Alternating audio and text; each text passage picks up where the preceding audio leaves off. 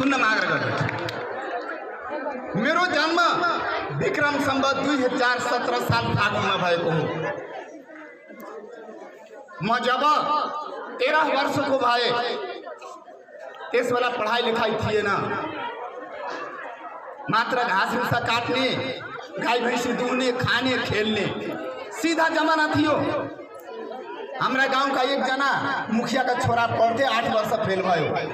गाउँले भाइ पढाएर के काम, जागिर लाग्दैन, जागिर गर्नु छैन, पढाउँदा फेल हुन्छन् मुखियाको छोरा, हामी पनि पढाउँदैनौँ, यही भाषा थियो।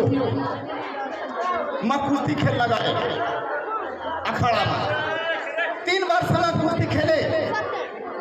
14 वर्षको उमेरमा मैले पेन्सिल समाए भट्टा, आफै मनले पढ्न गए।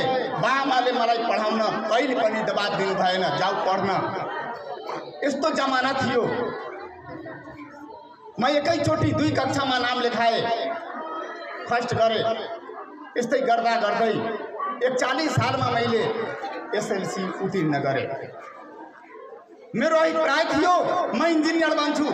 म आफ्नो क्लासका फर्स्ट बच्चा थिए, इन्जिनियर बन्ने अभिप्रायले म इन्डियाको सीतामढ़ी जिल्लामा युनका कलेजमा नाम लेखाए।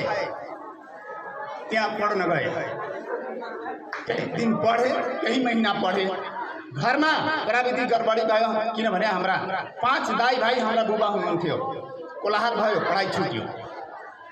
41 साल पछि, 5 वर्ष पछि फेरि म 45 सालमा त्यही कलेजमा पढ्न गए।